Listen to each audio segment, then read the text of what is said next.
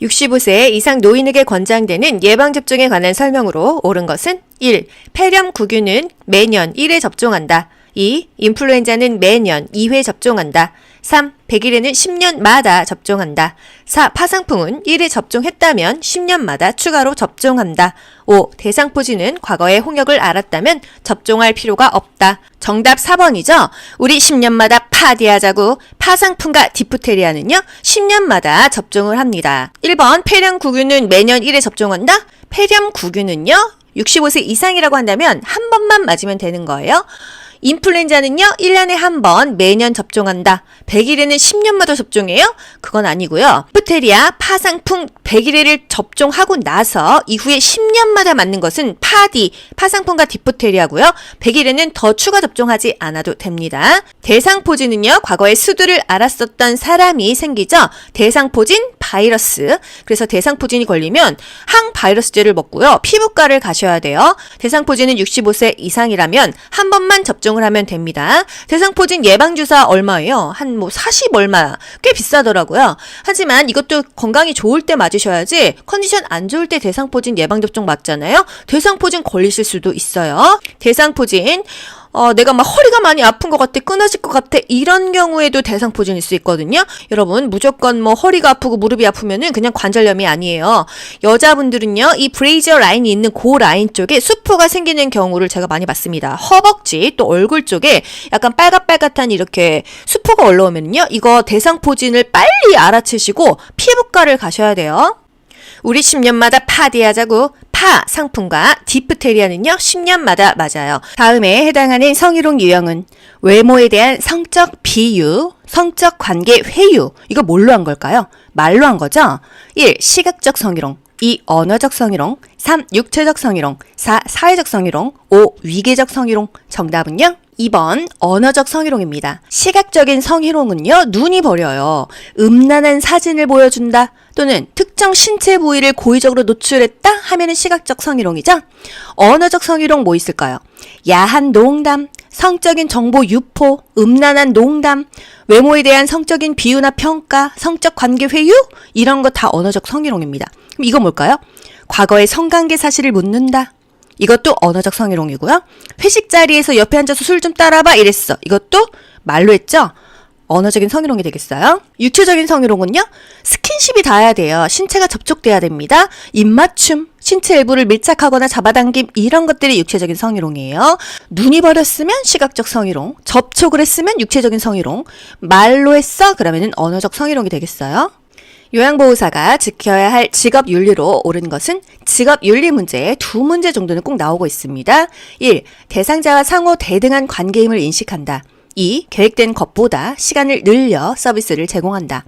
3. 대상자의 경제적 지위에 따라 서비스 내용을 달리한다. 4. 대상자 부재 시에 서비스를 제공하고 메모를 남긴다. 5. 타 직종과의 협력보다 업무의 신속성을 중요시한다. 정답은요? 1번 대상자와 요양보호사는요 대등한 관계임을 인식한다. 계획된 것보다 서비스 시간 늘리는 거 아니죠? 정해진 원칙과 절차에 따라서 요양보호 서비스를 제공하는 거예요. 대상자의 경제적 지위에 따라서 차별하지 않죠? 인종, 연령, 성별, 종교, 경제적인 지위, 개인적인 선호, 이런 것들을 이유로 차별하지 않습니다. 대상자 부재 시에는요 메모를 남기고 다른 날에 방문해서 서비스를 제공한다. 또 타 직종과의 업무 협력은 굉장히 중요해요. 시설장 또는 간호사, 사회복지사, 이런 타 업종과 협력이 굉장히 중요하다. 요양보호사의 기타 행동 규범 한번 보자고요. 개인의 선호를 인정해준다. 대상자의 인권을 존중한다. 업무 중 알게 된 동료의 학대 행위는 신고한다. 기저귀 재사용, 일회용 마스크 재사용, 대상자의 건강에 해로워요. 이렇게 설명한다. 대상자의 배우자가 본인 분담금 할인을 요청했어? 그거 안 됩니다. 불법입니다. 위법입니다. 이렇게 설명한다. 의료 행위는 하지 않는다. 흡인, 관장, 도뇨, 욕창, 치료는 하지 않는다. 치료는 의료진이 해야 되는 거예요. 하지만 외용약 도포는 가능하다. 빨간 약 발라주고 연고 발라주고 안약 넣어주고 이런 건 괜찮다. 요양보호사가 직업윤리 원칙을 준수한 사례는 1. 업무 수행을 위한 지식과 기술을 습득하였다. 2. 자신의 건강관리보다 업무 성과를 우선하였다. 3. 장기 이용 대상자에게 본인 부담금을 할인해 주었다. 4. 근무 시간을 변경하여 제공한 후 시설장에게 보고하였다. 5. 의사소통이 어려운 대상자에게 임의로 서비스를 제공하였다. 정답은요? 1번 업무 수행을 위한 지식과 기술을 습득하는 것은 괜찮죠? 또 2번 보세요. 자신의 건강관리가 가장 중요한 거예요. 그래야 내가 남도 케어할 수 있죠. 요양보호사 자신의 건강관리를 잘해서 좋은 서비스를 제공하는 게 좋습니다. 3번 장기 이용 대상자의 본인 부담금 할인? 안 된다. 불법이다. 위법이다. 4번 근무 시간에 시간 변경 필요하면은요. 먼저 상의하고 변경해야 돼요. 자기가 임의로 하고 보고하는 게 아닙니다. 상의 먼저 하고 그리고 변경한다. 의사소통이 어려운 대상자는요. 가족과 시설장과 상의를 한 다음에 서비스를 제공하는 게 좋겠어요. 요양보호사의 직업윤리 뭐가 중요할까요? 자신의 건강관리를 철저히 한다. 제공된 요양보호 서비스는 미루지 않고 그때그때 신속하게 정확히 기록한다. 제공해야 될 서비스 내용을 사전에 확인한다. 모든 서비스는 대상자에게만 제공한다. 보수교육을 통해서 전문적인 지식과 기술을 습득한다. 서비스는 정해진 원칙과 절차에 따라서 제공한다. 이런 것들이 중요하죠. 노인 장기 요양보험 제도의 재원 조달 및 비용 청구에 관한 설명으로 옳은 것은 1. 장기요양보험료와 건강보험료는 통합 회계로 관리한다. 2. 재원은 보험료, 국가지원금, 본인부담금으로 구성된다. 3. 장기요양기관은 급여 비용을 근로복지공단에 청구한다. 4. 국민건강보험공단은 급여 비용을 등급판정위원회에 지급한다. 5. 의료급여 수급권자의 급여 비용은 장기요양기관이 부담한다. 정답은요? 2번 재원은 돈은 보험료, 국가지원금, 본인부담금으로 구성된다 되겠습니다. 장기요양보험제도의 전체적인 돈은요, 전체적인 재원은요, 보험료, 본인부담금, 국가지원으로 구성된다. 본인부담금을 우리가 내는 거죠. 국가지원은 세금입니다. 보험료는요, 건강보험료 안에 포함되어 있는 장기요양보험료예요. 강제적으로 다 우리가 내고 있는 것들. 본인부담금은요, 15에서 20%, 재가급여로 간다고 하면 15%, 시설급여로 간다고 하면 20%예요. 나라에선 20% 대주고요. 나머지를 보험료에서 충당을 해줍니다. 100%가 되려면은요, 재가급여 15% 냈어요. 나라에서 조세 20% 대줬어요. 35%죠. 나머지 65%는 보험료에서 내주고요. 본인부담금 시설급여 요양원 갔어? 20% 내죠. 나라에서 20% 대주죠. 나머지 60% 보험료에서 충당합니다. 이 보험료라는 게 공단에서 충당한다는 이야기예요. 공단에서 항상 우리 보험료를 받아가니까 그 돈으로 내어준다 이 얘기입니다. 저소득층 의료급여 수급권자는 법정 본인 부담금의 40에서 60%를 경감해준다. 하지만 국민기초수급권자는 그나마 본인 부담금도 없다. 비급여 항목은 본인이 전액 부담한다. 국민건강보험공단은 청구된 비용을 심사한 후에 지급한다. 의사소견서 발급비용 본인이 20% 부담하죠. 방문 간호지시서 발급비용 20% 부담해요. 저소득층 의료급여 수급권자는요. 그나마 10%를 할인해줘서 10%는 부담을 해야지만 소견서 발급받고 간호지시서 발급받을 수가 있는 거예요. 장기요양보험료와 건강보험료는 각각 별도 회계로 관리한다. 별도로 운영한다. 돈만 통합적으로 받는 거예요. 이거 알고 보기 볼게요. 1번 장기요양보험료와 건강보험료는 통합회계로 관리해요.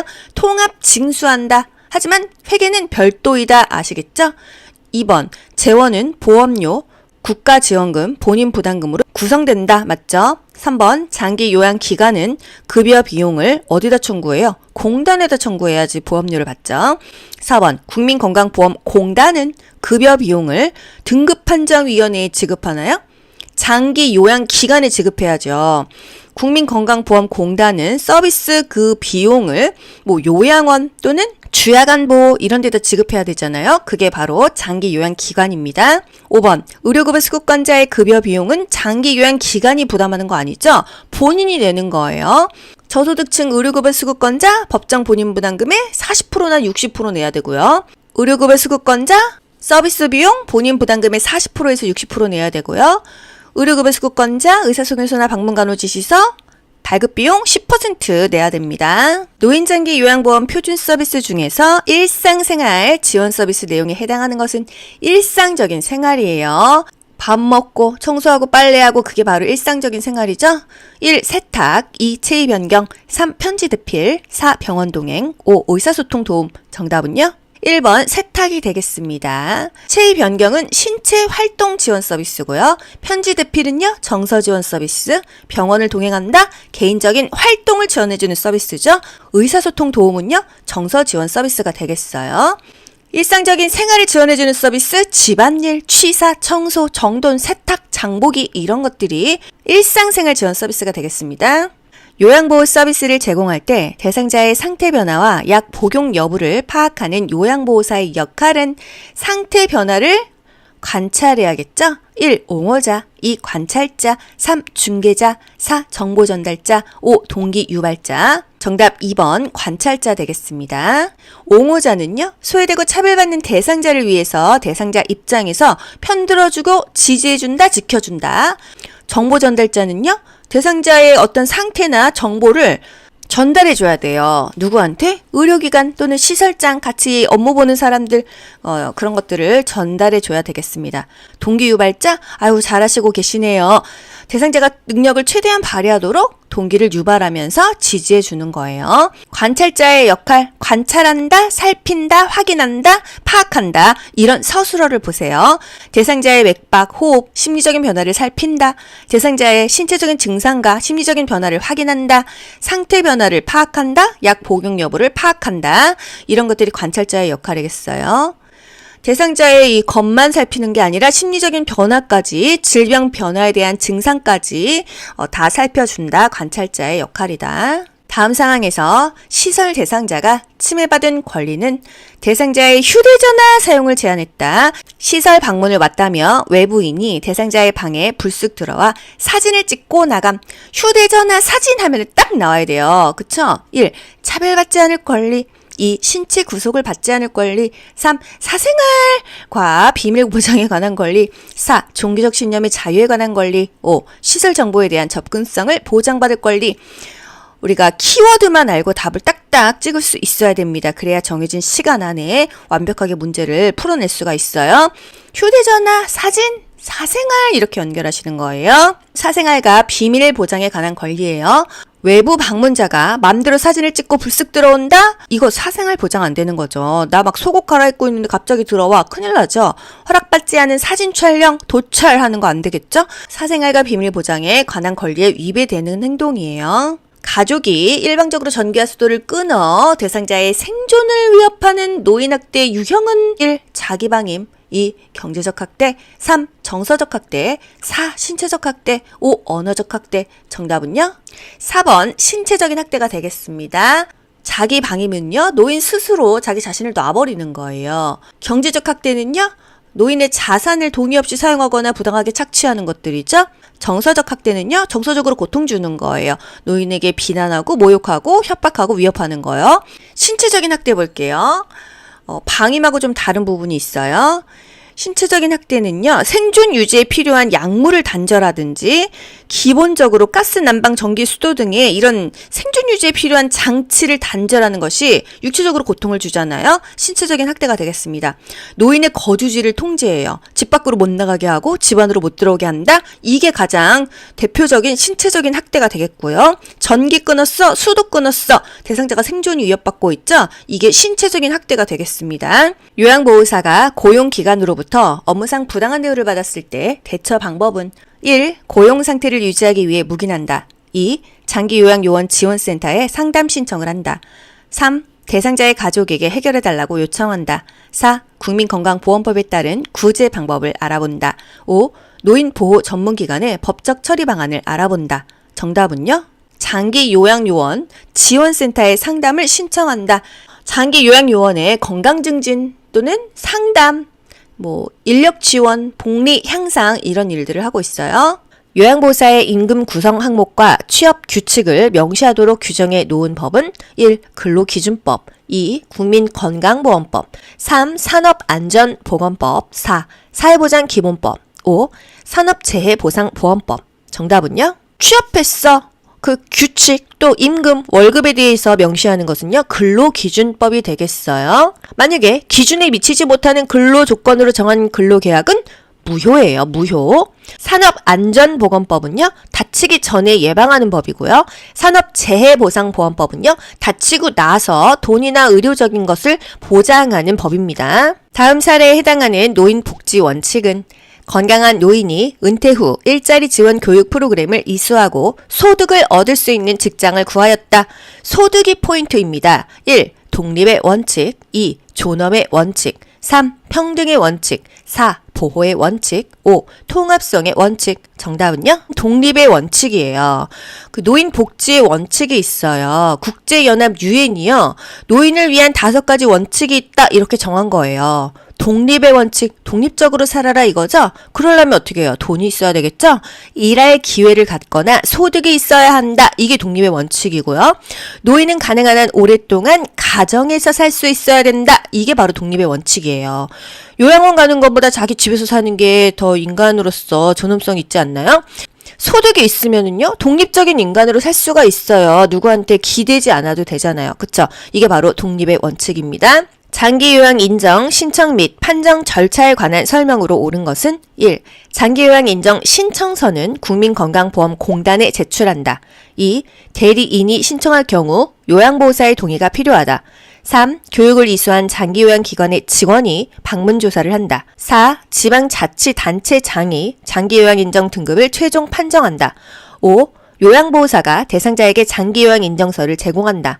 정답 뭐예요? 1번이죠. 장기요양 인정 신청서는요.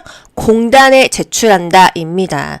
또 대리인이 신청한 경우 요양보호사 동의가 필요해요? 아니죠. 대리인 어떤 사람이 신청할 수 있죠? 본인, 가족, 친족, 이해관계인, 또 사회복지 전담 공무원이 동의를 했을 때, 또 하나 시장군수구청장이 지정하는 자가요. 신청을 할 수가 있습니다. 또 교육을 이수한 장기요양기관의 직원이 방문조사를 한다? 방문조사 누가 해요? 공단 직원이 하죠. 우리가 공단에 신청하면은요, 공단에서 직원이 나와서 집으로 방문을 해요. 4번. 지방자치단체장이 장기요양 인정 등급을 최종 판정한다. 장기요양 인정 등급을 최종 판정하는 곳은 등급판정위원회입니다. 또 요양보호사가 대상자에게 장기요양 인정서를 제공한다. 공단에서 제공하는 것입니다. 인정서, 이용계획서 이런 것들은 공단에서 주는 거예요. 장기 요양급여 중 시설급여에 해당하는 것은 1. 단기보호, 2. 특례요양비, 3. 가족요양비, 4. 주야간보호, 5. 노인요양, 공동생활가정. 정답 5번이죠. 단기보호는요, 재가급여예요. 또 2번 특례요양비는요, 특별현금급여였죠. 특별현금급여 3가지, 비비비, 가족요양비, 특례요양비, 요양병원 간병비, 이게 바로 특별현금급여입니다. 주야간보호는요, 재가급여죠. 노인요양, 공동생활가정 공생이 시설급여였어요. 재가급여 뭐 있었죠? 방문 요양, 방문 목욕, 주야간 보호, 단기 보호, 그 밖의 서비스, 기타 재가급여, 복지연구 대여하는 거 있었죠? 오른쪽 편마비 대상자의 식사를 돕는 방법으로 옳은 것은 여기서 포인트는요. 오른쪽 편마비 대상자예요. 그럼 건강한 쪽은 왼쪽이죠? 왼쪽을 활용하게 한다. 이런 보기를 고르시면 됩니다. 1. 오른쪽을 밑으로 하여 눕힌다. 2. 왼쪽에 베개나 쿠션을 받쳐준다. 3. 사례가 들리면 물을 마시게 한다. 4. 국물로 목을 축인 후 밥을 먹인다. 5. 식후에 입안 왼쪽에 찌꺼기가 있는지 확인한다. 정답은요. 국물로 목을 축인 후 밥을 먹인다. 노말한 보기가 되겠네요. 오른쪽 편마비 대상자이기 때문에 불편한 쪽은 지지하고 건강한 쪽은 활용하게 한다. 이게 답입니다. 오른쪽을 밑으로 하여 눕힌다. 건강한 쪽을 밑으로 하고요. 불편한 쪽이 위로 올라가는 것입니다. 그래서 왼쪽을 밑으로 하고 오른쪽을 위로 해야겠죠? 또 불편한 쪽 오른쪽이죠? 오른쪽에 베개나 쿠션을 받쳐준다. 또 식후에 입안 왼쪽에 찌꺼기가 있는지 확인한다 했는데요. 왼쪽은 건강한 쪽이잖아요. 불편한 오른쪽에 있는지 확인하면 되겠습니다. 숟가락은 어느 쪽으로 놔주는 게 좋을까요? 왼쪽이죠? 건강한 쪽에 숟가락을 놔준다. 건강한 쪽으로 지팡이를 짚는다. 건강한 쪽으로 휠체어를 대준다. 건강한 손으로 짚고 일어난다. 이런 것들이 중요한 것입니다. 연하 곤란이 있는 대상자의 경관 영양을 돕는 방법으로 옳은 것은 1. 침상 머리를 올려 대상자를 앉혀준다. 2. 구토를 하면 영양액 주머니를 올려준다. 3. 영양액을 체온보다 낮은 온도로 준비한다. 4. 청색증이 나타나면 영양액 주입 속도를 늦춘다. 5. 주입 중 영양액이 역류되면 비위관을 제거한다. 정답은요? 침상머리를 올려 대상자를 앉혀준다. 구토를 하면요? 비관을 잠근 후 보고해야겠죠. 영양액을 너무 낮은 온도로 준비하면은 이 위에서 경련 날 수도 있어요. 너무 차갑거나 뜨겁지 않도록 따뜻하게 준비하는 게 좋고요. 청색증이 나타나면 주입 속도를 늦추는 게 아니라 잠그고 보고한다. 또 영양액이 역류되면은요. 역류될 때도 마찬가지로 잠그고 보고하는 게 좋겠습니다. 경관 영양 돕기. 콧줄 많이 꼽죠? 의식이 없어도 시작할게요. 식사 시작할게요. 끝낼게요. 이렇게 항상 대상자에게 알려주는 게 좋습니다. 영양 주머니는 매번 깨끗이 씻어서 말린 후 사용한다. 위간 영양은 1분에 몇 cc 이상 주입하지 않을까요? 50cc입니다. cc랑 ml가 같은 단위예요. 50cc 또는 50ml 같죠? 또 비관 주변에 윤활제를 바른다. 코에 많이 꽂기 때문에 코가 많이 헐어요. 윤활제를 바른다. 잘 고정되어 있는지 확인한다. 많은 양의 알약을 복용하는 대상자를 돕는 방법으로 옳은 것은 1. 잘게 쪼개어 먹인다. 2. 두세 번으로 나누어 먹인다. 3. 물로 한꺼번에 녹여 먹인다. 4. 갈아서 가루로 만들어 먹인다. 5. 숟가락에 담아 입안 깊숙이 넣어 먹인다. 정답은요? 2번, 두세 번으로 나누어 먹인다. 알약이 너무 많으면요. 무리해서 한 번에 먹을 필요가 없죠. 2번, 3번 나누어서 먹으면 되겠습니다. 잘게 쪼개거나 가루로 만들어서 먹으면 안 돼요. 알약 문제, 손으로 만진 약은 다시 넣지 않는다. 알약은 건조한 곳에 보관한다. 알약 개수가 많으면 두세 번에 나누어서 투약한다. 대상자가 손을 떠는 파킨슨 질환이야? 직접 알약을 입안에 넣어준다까지 아셔야죠. 안약을 점적할 때 코 안으로 약이 흘러 들어가는 것을 예방하는 방법으로 옳은 것은 1.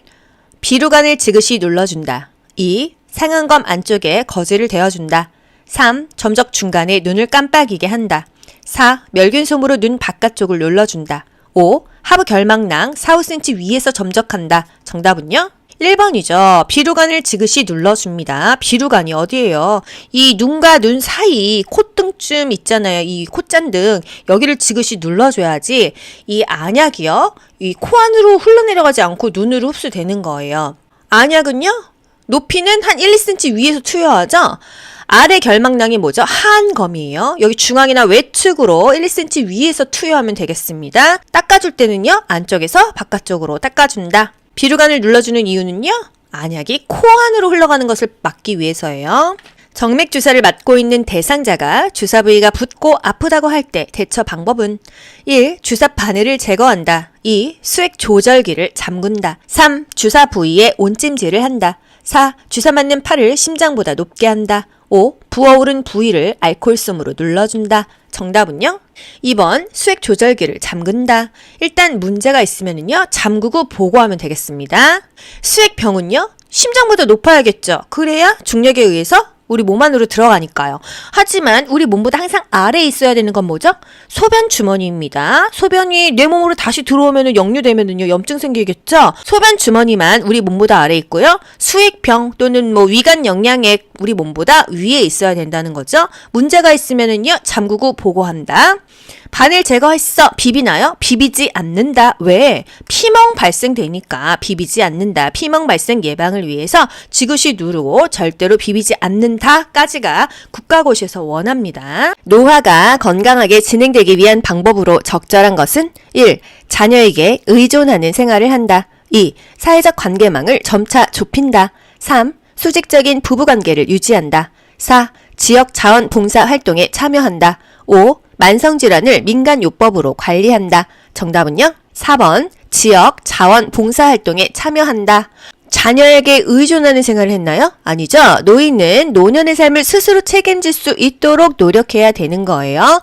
또 사회적 관계망을 유지하고 생산적인 활동을 하는 게 좋겠죠. 가족이나 친구들과 계속 접촉하는 게 좋겠습니다.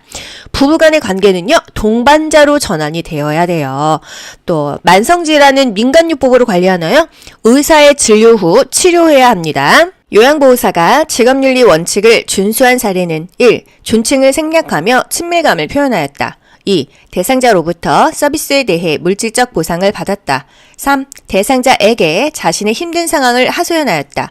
4. 서비스 제공 내용은 월말에 모아서 종합적으로 기록하였다. 5. 방문 일정을 변경할 경우 사전에 연락하여 양해를 구하였다. 정답은요? 방문 일정을 변경할 경우 사전에 연락하여 양해를 구하였다. 맞죠? 1번 존칭을 생략하면 안 돼요. 대상자에게 유아어, 명령어, 반말 등을 사용하지 않습니다. 존중받지 못한다고 생각이 들거든요. 또 대상자로부터 서비스에 대해서 물질적 보상을 받으면 안 되죠. 죄송합니다. 감사한 마음만 받을게요. 또 대상자에게 자신의 힘든 상황을 하소연하면 됩니까? 요양보호사로서 해야 할 역할이 있어요. 대상자를 동기부여도 해주고 옹호도 해주고 그런 좋은 일들을 해줘야 되는데 자꾸 하소연만 하면은 대상자도 듣기 싫단 말이죠. 또 4번 서비스 제공 내용은 월말에 모아서 종합적으로 기록하나요? 그때그때 신속하게 기록합니다. 뭐 하루만 지나도 다 잊어먹잖아요. 그쵸?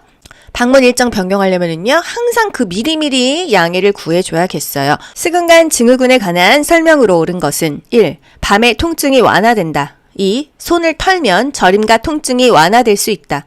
3. 팔을 들어 올릴 때 어깨에 저린 감각이 있다. 4. 손바닥을 서로 맞대면 팔꿈치에 통증이 있다. 5. 새끼손가락에 통증이 있다. 정답은요? 2번 손을 털면 저림과 통증이 완화될 수 있다. 밤의 통증이 더 심하죠? 수근간 증후군이 뭐예요?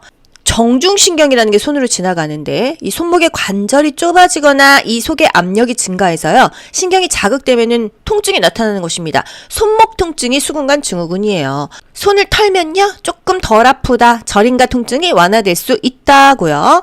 수근간 증후군의 자가 진단법도 국시에 나왔죠? 팔렌 검사입니다. 손목을 구부려요. 양쪽 손등을 맞대고 밀어요. 그러면 손가락이나 손바닥이 저려오거든요. 그러면 나 수근간 증후군인가 보다. 자가 진단을 할 수 있는 방법이라는 거예요.